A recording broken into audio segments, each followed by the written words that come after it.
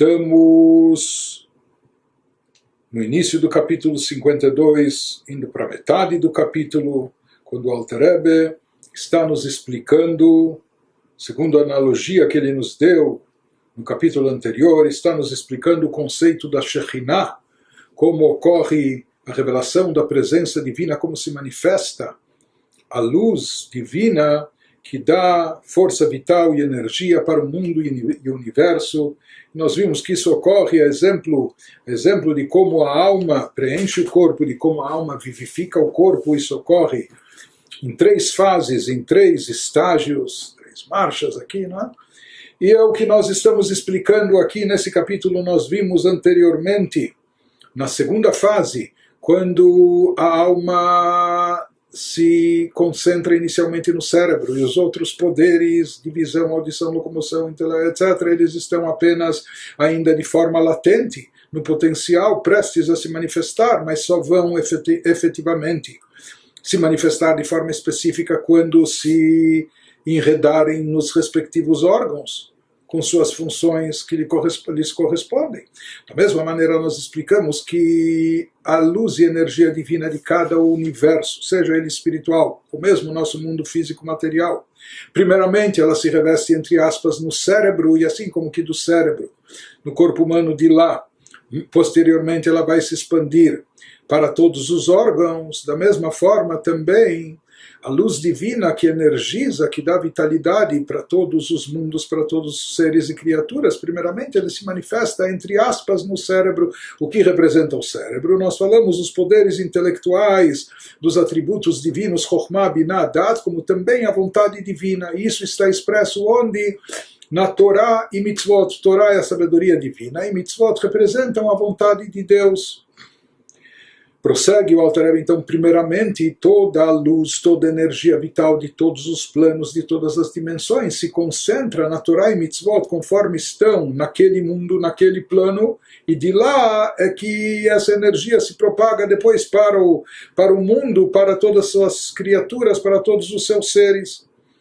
Prossegue, agora o Alter Rebbe nos diz: Aval Ashchina Atzma, Shehi Reishit Agilui Veikara, מה שאין סוף ברוך הוא מאיר לעולמות בבחינת גילוי, והיא מקור כל המשכות החיות שבכל העולמות,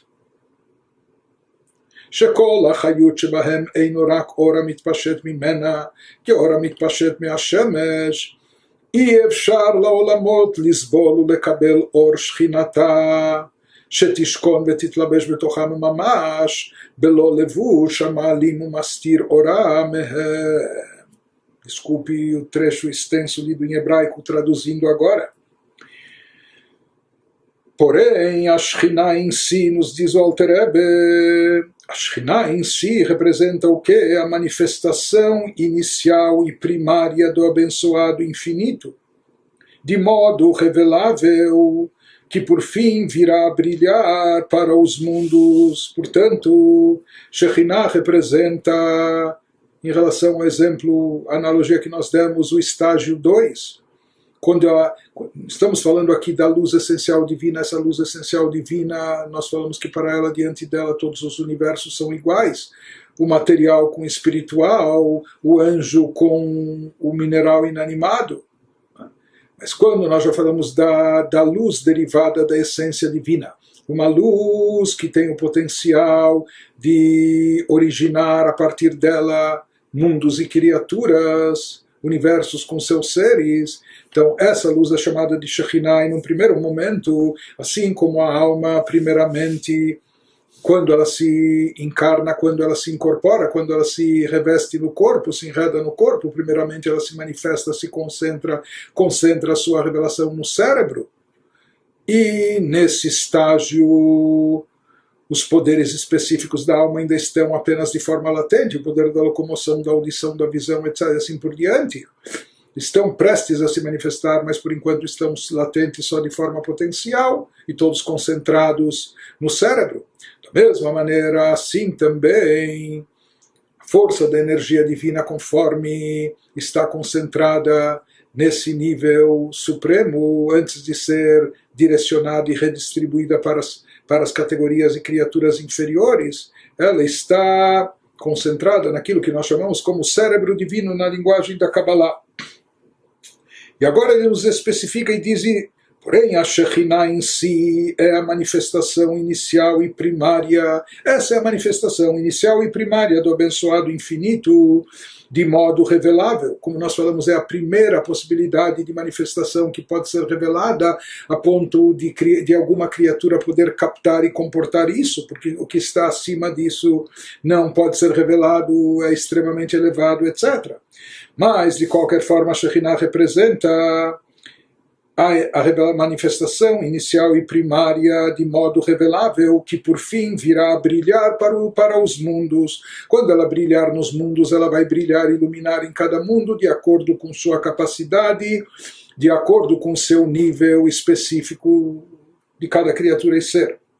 A Shekhinah em si é a raiz de todos os fluxos de energia que se encontram em todos os mundos. Ou seja, desse nível chamado Shekhinah é que emana o fluxo de energia em cada um dos mundos, visto que toda energia nos mundos, toda energia divina, toda energia vital presente nos mundos para dar existência, vida, ao universo, seus seres e criaturas, nada mais é que a luz irradiada da Shekhinah, como a luz irradia do sol. Na verdade, essa luz, essa energia divina, é aquilo que irradia da Shekhinah, aquilo que deriva da Shekhinah e emana da Shekhinah para dar vida e existência aos mundos, seus seres e criaturas, da mesma maneira que o astro solar irradia a sua luz, os raios solares, não é, que se derivam do astro Sol para iluminar e trazer calor ao mundo, aos planetas, ao universo, etc. E aqui ele nos diz por que isso consiste apenas num reflexo, assim como os raios do Sol, e não o próprio Sol. Né? Então, isso que ele nos fala, da mesma forma também, essa energia vital é apenas um reflexo derivado da Shekhinah. Por quê? Porque é impossível aos mundos suportar e receber a luz da própria Shekhinah.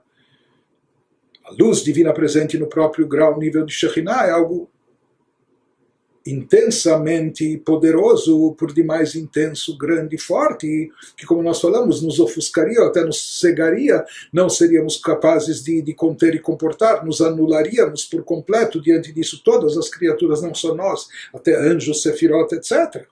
É impossível aos mundos suportar e receber a luz da própria Shekhinah, de maneira que essa luz possa repousar e efetivamente enredar-se neles, sem um filtro que lhes encubra e oculte a luz da Shekhinah. Mas aqui pode se perguntar, puxa, por um lado nós falamos que é impossível aos mundos receber a luz da própria Shekhinah, não é? Mas nós falamos que a palavra Shekhinah significa aquele que repousa, que habita, que paira sobre o mundo, sobre as criaturas e etc. No final, toda a fonte de energia vital de todos os seres e criaturas, portanto, toda a fonte de existência de todas as criaturas vem da Shekhinah. Mas ao mesmo tempo ele nos fala que é impossível receber isso de forma direta da Shekhinah. Portanto, tem que haver no meio um processo, tem que haver aqui um filtro, uma cortina, um encobrimento, uma ocultação. Por isso ele nos diz, essa luz presente ainda no nível chamado Shekhinah é extremamente intensa e elevada, e por isso não temos, todos os mundos e seres não podem captá-la sem um filtro que lhes encubra e oculte a luz da Shekhinah, para que eles não percam completamente a identidade individual na presença de sua fonte não filtrada, porque se a revelação da Shekhinah estivesse evidente, como nós já falamos várias vezes, nós perderíamos totalmente nossa individualidade, todas as criaturas e seres se anulariam por completo diante dessa luz divina e desapareceria que criaturas, haveria apenas, em evidência, apenas estaria presente e revelado somente Criador. Mas não era esse o intuito divino, por isso existe aqui os tzimtzumim, as condensações, ocultamentos, esses filtros, não é? para que essa luz intensa seja diminuída ou condensada de forma tal que nós também possamos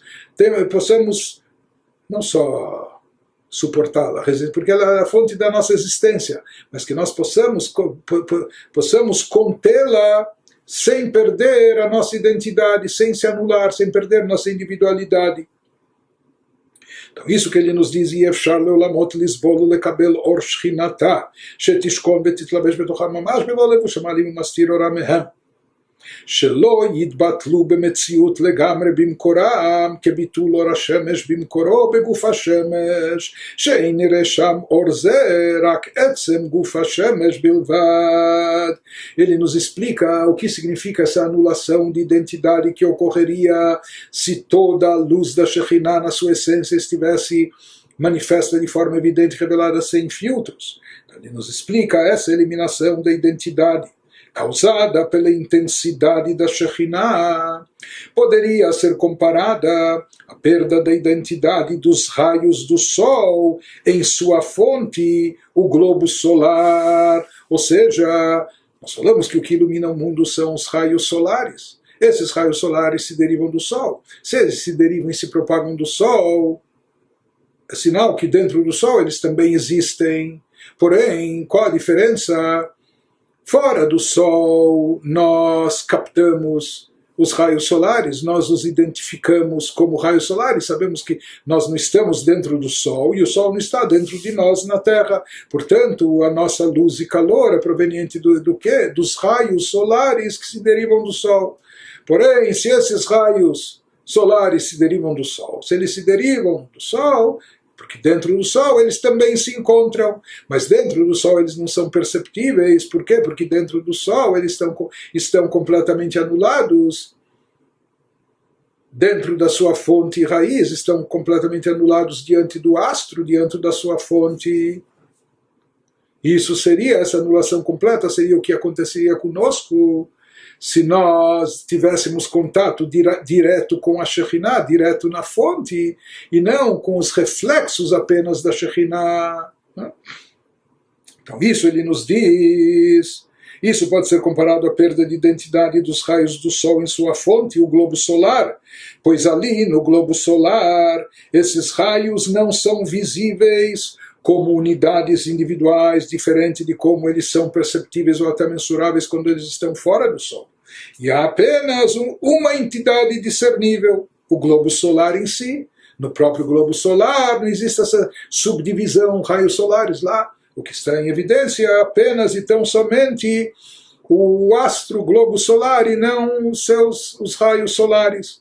Portanto, com isso ele nos explica porque a luz da Shekhinah, como a luz da Shekhinah propriamente dita, não é possível que ela brilhe de forma direta sobre os mundos, que ela ilumine e que conceda sua vitalidade para os mundos de forma direta, porque caso contrário, todos os mundos e criaturas se anulariam por completo diante de Deus, como os raios solares que estão absorvidos, englobados dentro do astro solar, e lá eles perdem sua identidade, estão completamente anulados diante da sua fonte, não são mais perceptíveis. A única coisa que se percebe é o astro solar. Da mesma forma, aqui também ficaria em evidência apenas e tão somente o Criador, a divindade, e não as criaturas com suas peculiaridades, com suas identidades próprias ou suas limitações, sua individualidade. Então, isso também ocorre em relação ao mundo, mesmo que a Shekhinah é a fonte da nossa existência,